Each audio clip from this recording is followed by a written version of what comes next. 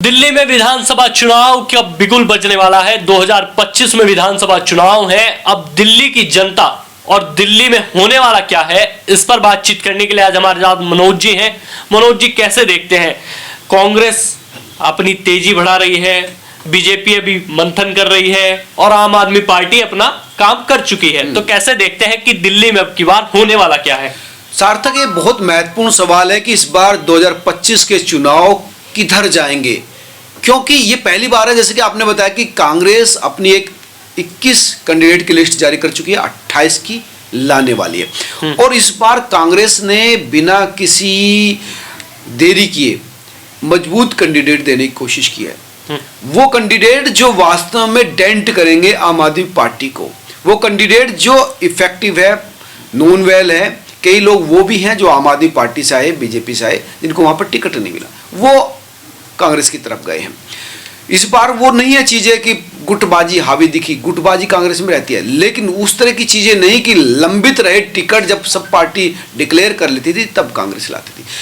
कांग्रेस की ये जो सक्रियता है इस चुनाव में, वो आम आदमी पार्टी के लिए खतरे की घंटी है, क्योंकि कांग्रेस का और आम आदमी पार्टी का वोट शेयर लगभग वही है, वोट तख्ता वही है जो कांग्रेस का होता था परंपरागत रूप से। वो 2013 के बाद 2015 में और 2020 में आम आदमी पार्टी के साथ आ गया था।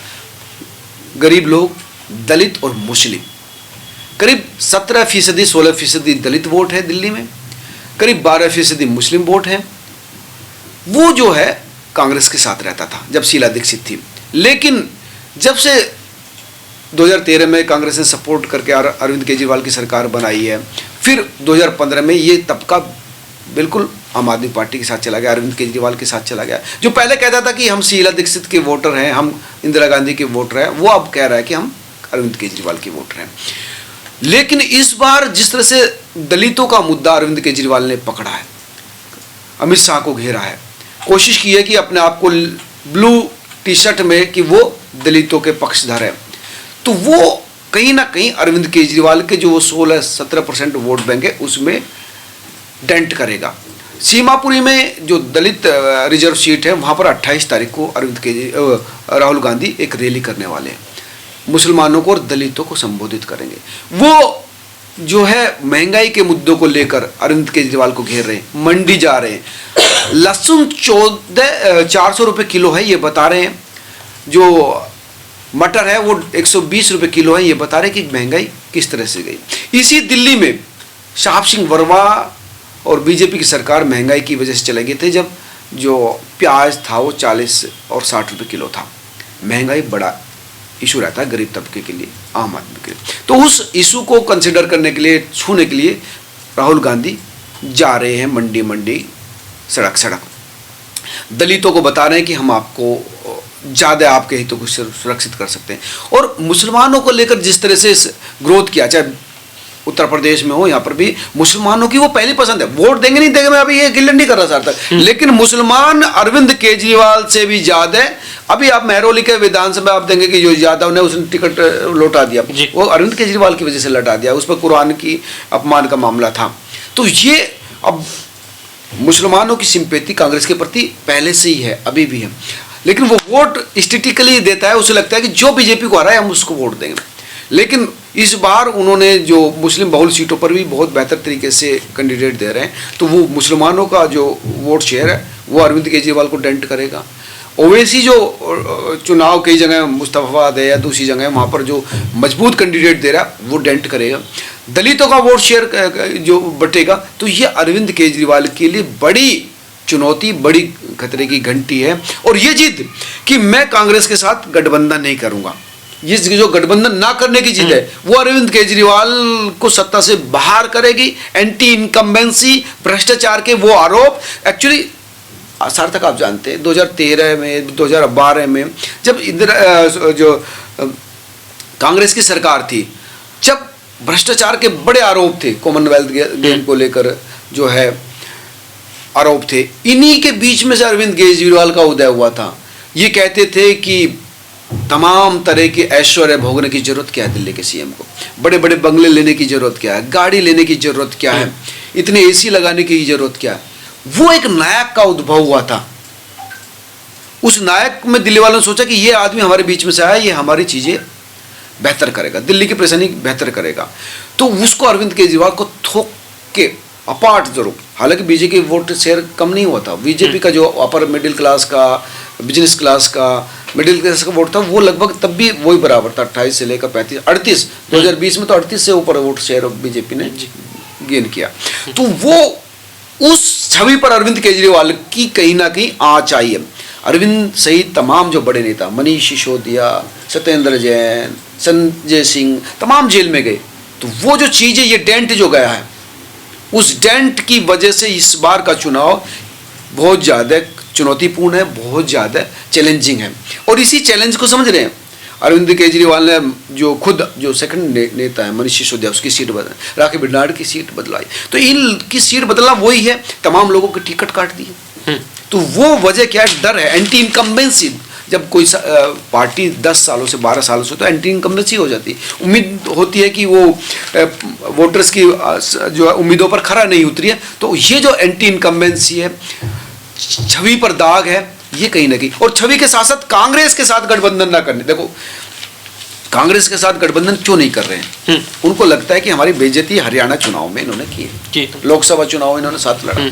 अब ये लोग गिड़गिड़ाते रहे, राहुल गांधी भी सहमत था कि वो कांग्रेस के साथ गठबंधन करे आम आदमी पार्टी, लेकिन स्टेट भी जो कांग्रेस है वो नहीं मानी। वो बोली हम अपने बल पर चुनाव जीत सकते हैं। जिस तरह से आम आदमी पार्टी इस समय दम में है ना कि हम अपने दम पर चुनाव जीत जाएंगे, तो उनको भी लगता था कि किसान आंदोलन, पहलवान आंदोलन, इतना दम है कि खुद हम चुनाव जीत जाएंगे, हमें क्या जरूरत है। 5 सीटें राहुल गांधी ने खुद कहा था कि हम राघव चड्ढा के साथ इनसे मीटिंग करके कि आम आदमी पार्टी को दे दो। 5 के बाद वो 3 पर भी सहमत थे, लेकिन 3 भी सीट आम आदमी पार्टी को नहीं दी। ये बातचीत करते रहे, तमाम चीजें करते रहे, संजय सिंह, राघव चड्ढा आते जाते रहे, मीटिंग करते रहे, कि इनको साथ गठबंधन नहीं किया।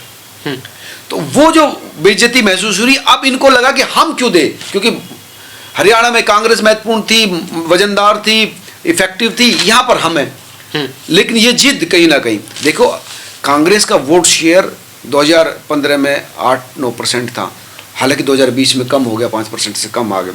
लेकिन ये जो ग्रोथ है, अब वो कहां तक जाकर रुकेगी? अगर ये वोट शेयर बढ़ जाता है, अगर 15-20% भी चला जाता है वोट शेयर, 15% भी जा जाता है, 8 से 10 से 20 जो एक गुट है कांग्रेस का, वो चाह रहा है कि हम 8-10 सीटें, 15 सीट जीत लेते हैं, तो वो अरविंद केजरीवाल के लिए बड़ी चुनौती होगी।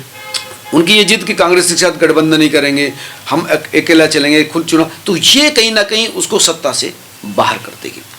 अच्छा, मेरा सवाल एक और बैठता है, 2015 और 2020 के इलेक्शंस भी आपने देखे हैं, आप बहुत टाइम से पत्रकारिता कर रहे हैं, लेकिन सवाल सबसे बड़ा खड़ा ये हो जाता है कि 2025 का जो इलेक्शन है, क्या ये उन इलेक्शनों से बेहद ज्यादा अलग दिखाई दे रहा है आपको? क्योंकि उस टाइम की जनता वही है जो 2015 में और 2020 में थी, जनता वही है, वही 2025 में वोट देगी। तो आपको ऐसा क्यों लगता है कि आम आदमी पार्टी को बहुत ज्यादा संकटों का सामना करना पड़ सकता है? जनता वही है, लेकिन जनता का ट्रैक बदल जाता है। नए युवा वोटर्स भी आ रहे हैं, वो वोटर्स आ रहे हैं जो पहली बार वोट कर रहे हैं, वो वोटर हैं जिन्होंने 2 बार अरविंद केजरीवाल को वोट दिया, लेकिन तब्दीली नहीं हुई है। मुद्दे क्या है इस बार? मुद्दे, एक तो अरविंद केजरीवाल ने जो महिला को 2100 रुपये देने का वादा किया है, क्योंकि वो देख चुकी है कि ये मुद्दे, महिलाओं के मुद्दे, मध्य प्रदेश में कांग्रेस को फिर, बीजेपी को फिर से सत्ता दिला सकते हैं, महाराष्ट्र में फिर से सत्ता दिला सकते हैं महिला। लेकिन अरविंद केजरीवाल के खिलाफ बीजेपी कह रही है कि यार ये 2100 रुपये यहाँ देने की बात करे, पंजाब में तो इनकी बहुमत की सरकार है, इनकी अपनी सरकार है, इन्होंने वहां पर 1000 रुपये नहीं दिए। और आम आदमी पार्टी के पास इतना बजट का, अगर वो 38 लाख महिला बैठती हैं, अगर इनको देंगी तो 10,000 करोड़ से भी ज्यादा का बजट है, कहां से लाएंगी वो? तो वो जो चीजें हैं, वो चीजें कहीं ना कहीं दिल्ली की जनता पढ़ा लिखा जनता है, वो समझदार जनता है, वो इन तमाम चीजों में आना मुश्किल है। बीजेपी में जो है इस बार मोदी का चेहरा है, पिछले चुनाव के मुकाबले फैसले जैसे पहले लगी थी कि इस बार मोदी के चेहरे पे चुनाव लड़ेंगे। सत्ता से बाहर है बीजेपी, तमाम तरह की कोशिश कर रही है, उन्होंने भी अपनी लिस्ट फाइनल कर ली 70 की 70 सीटों पे, एक सीट पर 2 या 3 उम्मीदवार हैं, वो भी जल्दी जनवरी के पहले हफ्ते में वो अपनी सीट ले आएंगे। लेकिन इस बार बीजेपी इस बार बीजेपी बड़ा खतरा है आम आदमी पार्टी के लिए, क्योंकि वो जो लोग हैं जो अरविंद केजरीवाल को एक हीरो मानते थे, नायक मानते थे, एंटी करप्शन के बारे में एक जुझारू एक्टिविस्ट मानते थे, वो इमेज गई है। अरविंद केजरीवाल खुद जेल में गए हैं। अरविंद केजरीवाल के शीश में इतने एसी, सेंट्रलाइज एसी लगा है, इतनी बड़ी संख्या में एसी लगा है, टॉयलेट और वो तमाम चीज इतने महंगे महंगे, कमोड लाखों रुपए में, तो वो जो छवि है वो धूमिल हुई। उनकी राज्यसभा सांसद उसकी पिटाई, उस पर मौन रहे, बड़े मुद्दों पर खामोश हो जाते हैं। वही उनकी सांसद इस समय जो है गली गली घूम रही है, अस्पताल अस्पताल घूम रही है, तो वो चीजें तो रही नहीं।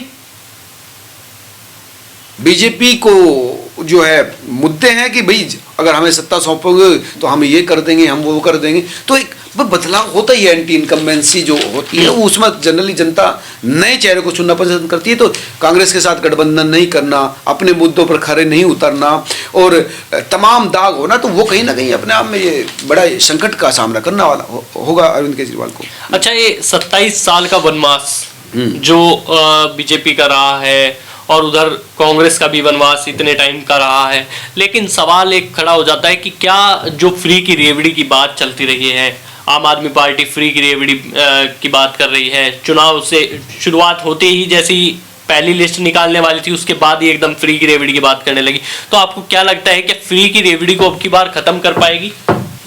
सार्थक फ्री हर व्यक्ति चाहता है, अमीर हो गरीब हो। हालांकि फ्री की रेवड़ी एक बड़ा मुद्दा है। तमाम लोग कहते हैं, जनता से हमने पूछा कि हमें फ्री में चाहिए, हमें इंफ्रास्ट्रक्चर अच्छा चाहिए, लेकिन जो गरीब है उसको बिजली के बिल में राहत अच्छी लगती है। बिजली के बिल में जो महिला जाती है बसों में, उसको ये फेयर में भी अच्छा लगता है। पानी को लेकर कुछ लोगों को पानी का बिल नहीं खलता अगर उसके घर में साफ पानी आता है, लेकिन अभी भी बड़ी संख्या में ऐसे इलाके हैं जहाँ पर पानी साफ नहीं आता।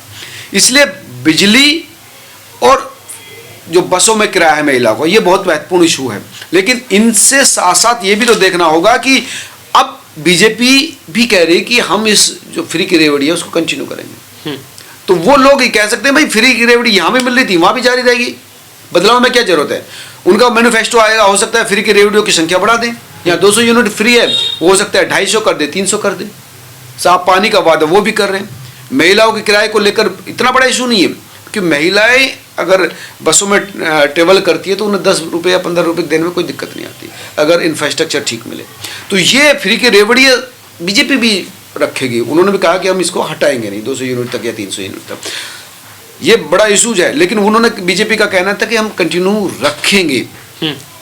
इसी वजह से अरविंद केजरीवाल मोहल्ला सभाएं कर रहे हैं, अलग अलग जा रहे हैं कि वो आपकी रेवड़ियाँ जिनको कह रहे हैं वो हटा देंगे। बीजेपी आई तो बिजली पर सब्सिडी खत्म कर देंगे, पानी पर सब्सिडी खत्म कर देंगे, फेयर खत्म कर देंगे। लेकिन बीजेपी भी ये कन्विंस कर रही है कि नहीं, हम इसको खत्म नहीं करेंगे बल्कि इनको बढ़ाएंगे। हाँ, अच्छा, एक और बात ये खड़ी होती है कि राहुल गांधी को आपने देखा होगा, राहुल गांधी अब जाकर सड़कों पर उतर चुके हैं, कभी मंडी में जा रहे हैं, कभी महंगाई की बात कर रहे हैं, कभी तमाम चीज़ों पर चर्चा कर रहे हैं। तो आपको क्या लगता है कि कांग्रेस अब की बार एक अलग नया मोटिव लेकर चल रही है, जैसे यूपी इलेक्शन हो, हरियाणा इलेक्शन हो, उन सब चीज़ों से कुछ सीख कर आई है, हार को सीख कर यहाँ पर दिल्ली में अपना चमत्कार चलाना चाहती है? आपको ऐसा कुछ लगता है? देखिए, सार्थक कांग्रेस जो है जनरली कई गुटों में बटी हुई पार्टी है, इसीलिए निर्णय लेने में देरी होती है। सेंटर का गुट अलग है, स्टेट का गुट अलग है, स्टेट में भी कई गुट होते हैं, अलग अलग पॉलिटिकल पार्टी के नेता होते हैं। लेकिन इस बार वो गुटबाजी कम देखने को मिली है। इस बार जल्दी टिकट फाइनल कर दिया, इसका मतलब गुटबाजी हावी नहीं है। पहले 21 का, अब 28 का जो आने बहुत जल्दी, यानी गुटबाजी हावी नहीं है। और बड़े भारी जो नेता हैं उनको टिकट दिया जा रहा है।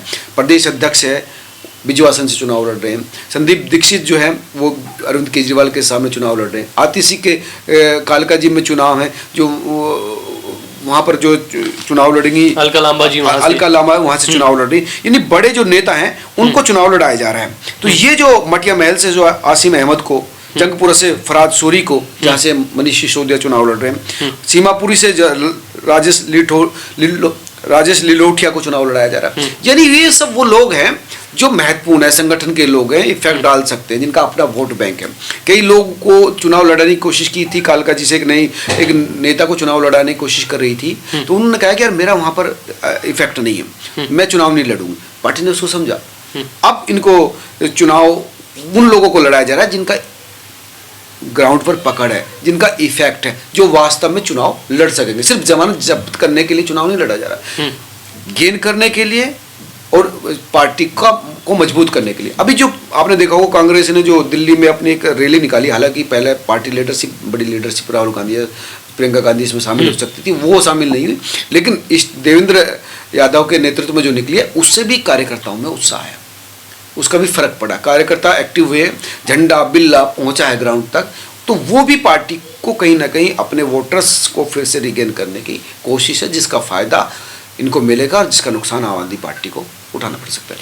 अच्छा, आम आदमी पार्टी अब की बार आपको लगता है कि दिल्ली में अकेली रह गई है, क्योंकि एक तरफ कांग्रेस तीर मार रही है तो दूसरी तरफ बीजेपी उस पर पूरा प्रहार कर रही है, तो आपको लगता नहीं कि अब की बार आम आदमी पार्टी बेचारी दोनों के बीच में अकेली फंस चुकी है, तो इस तोड़ को कैसे निकाल पाएंगे अरविंद केजरीवाल? देखिए, अरविंद केजरीवाल ही तोड़ को निकालेंगे, क्योंकि चुनाव वही लड़ रहे हैं। उनका निर्णय था कि कांग्रेस के साथ गठबंधन नहीं करना, अकेले चलो की नीति अपनानी है, तो उनको ही देखना है कि किस तरह से हम इस चुनाव को जीत सकते हैं। हालांकि वो जिस तरह से दलित वोट को लेकर उन्होंने अटैक किया है बीजेपी पर, अमित शाह पर अटैक किया है, कानून व्यवस्था को लगातार मुद्दा बना रहे हैं, लॉरेंस बिश्नोई पर भी कहा कि बीजेपी का हाथ है, बीजेपी की वजह से इनको एक्शन नहीं लिया जा रहा, क्राइम को लेकर तमाम, तो ये चीज़ें घेरने की कोशिश की जा रही है। क्राइम सब सोसाइटी का एक बड़ा इशूज होता है, चाहे लोअर हो, चाहे मिडिल हो, चाहे फिर अपर हो, और फ्री की रेवड़ी है, तो ये जो चीज़ें हैं वो कहीं ना कहीं वो लगता है कि इनके थ्रू वो पार पा सकते हैं। लेकिन फिर वही बात हो सकती है कि जो वोट डिवाइडेशन है, जो आम आदमी पार्टी का या कांग्रेस का वोट, बेसिक वोट होता था, वो कहीं ना कहीं डिवाइड होगा, जिसका फायदा बीजेपी उठा सकती है। अच्छा, तो ये दलित और मुस्लिम का जो गठजोड़ बनाना चाहती है कांग्रेस, आपको लगता है कि अब की बार ये कारगर साबित होगा और कांग्रेस को तेजी दिलवाएगा, ऐसा लगता है? हाँ, देखो, दलित वोट के लिए मैंने बताया कि 28 तारीख को राहुल गांधी जा रहे हैं सीमापुरी, जो रिजर्व सीट है, दलित बहुल सीट है, वहाँ से उम्मीदवार भी जो बड़ा संगठन के नेता उनको दिया जा रहा है, तो वो दलितों को 12 सीटें ऐसी हैं जो रिजर्व हैं दिल्ली में, 70 में से 12 सीटें हैं जो ऐसी समुदाय के लिए, करोल बाग है या ये है, तमाम सीटें, तो वहाँ पर ये कोशिश की जा रही है कि उनको बताया जाए कि दलितों के लिए हम किस तरह से फ्रंट फुट पर खेल रहे हैं, लगातार उनके हित संरक्षित रख रहे हैं। हालांकि जो मायावती की पार्टी है, उनके भतीजे वो लगातार कह रहे हैं कि इन लोगों ने हमारे ब्लू कलर को एक फैशन शो बना दिया है, जो हमारी संघर्ष का, अस्मिता का प्रतीक होता था, लेकिन कहीं ना कहीं इन्होंने लीड तो ली है। तो ये जो दलितों को अपनी ओर, मुसलमानों को अपनी ओर, गरीबों को अपनी ओर करने की कोशिश है, वो कहीं ना कहीं जो है आम आदमी पार्टी को जरूर कमज़ोर करेगा। और ये जो डिवीज़न है, बीजेपी के पास अपर का वोट, मिडिल का वोट, और जो प्रोग्रेसिव वोटर्स है या नेशनलिस्ट वोटर है, उसका वोट कहीं ना कहीं उसको अगर फिर से एक मुश्त पड़ता है, तो वो कहीं ना कहीं इस बार का जो चुनाव है वो अलग तरह के रिजल्ट दे सकता है। अच्छा, मनोज जी, आप जनता के बीच में भी गए हैं, मैं भी आपके साथ बहुत जगह गया हूं, तो जनता का जो मूड है वो आपने बहुत अच्छी तरीके से जाना है, तो आपको क्या लगता है कि जनता का मूड क्या है इन तीनों पार्टियों की? अगर जो बात कर ले, आम आदमी पार्टी, कांग्रेस और बीजेपी, तो जनता का जो मूड है वो क्या लगता है? वैसे तो जनता घूम जाती है, कभी भी कुछ नहीं पता कब क्या हो जाए, लेकिन फिर भी आपको निचोड़ क्या लगा जनता की बात में? देखो, अभी जनता के मूड को ये फाइनल नहीं कह सकता कि जनता किधर जाएगी, पत्ते खोलने में भी ऐसा मत है, लेकिन आम आदमी पार्टी और बीजेपी के बीच में कॉन्फ्लिक्ट है, इसमें कोई दो राय नहीं। तीसरे नंबर पर जो है कांग्रेस है इस समय, जो लड़ाई है वो आपके और बीजेपी के बीच में। जनरली हर जगह जो देखेंगे, अपर पढ़ा लिखा साधन संपन्न वो बीजेपी की तरफ है ज्यादातर लोग, अपर ग्रुप जो मिडिल क्लास है या लोअर मिडिल क्लास है, उन वहां पर कन्फ्लिक्ट है, कुछ इधर है आपके पास तो कुछ बीजेपी के साथ। अच्छा, तो आपने देखा हमारे साथ मनोज जी थे, हमने दिल्ली के विधानसभा चुनावों को लेकर गहनता से चर्चा की। आपको ये खबर कैसी लगी? आप भी अपनी राय जरूर दीजिएगा, इस खबर को लाइक कीजिएगा, शेयर कीजिएगा और साथ ही हमारे चैनल के साथ जुड़े रहिए। ये इसका मैं अगर फाइनल करूं तो इस सार्थक यही है कि अरविंद केजरीवाल की जीत, अति आत्मविश्वास, इस बार उसको कहीं लेना डूबे, क्योंकि कांग्रेस बहुत सक्रिय है, ग्राउंड पर काम कर रही है, स्टेट भी और नेशनल।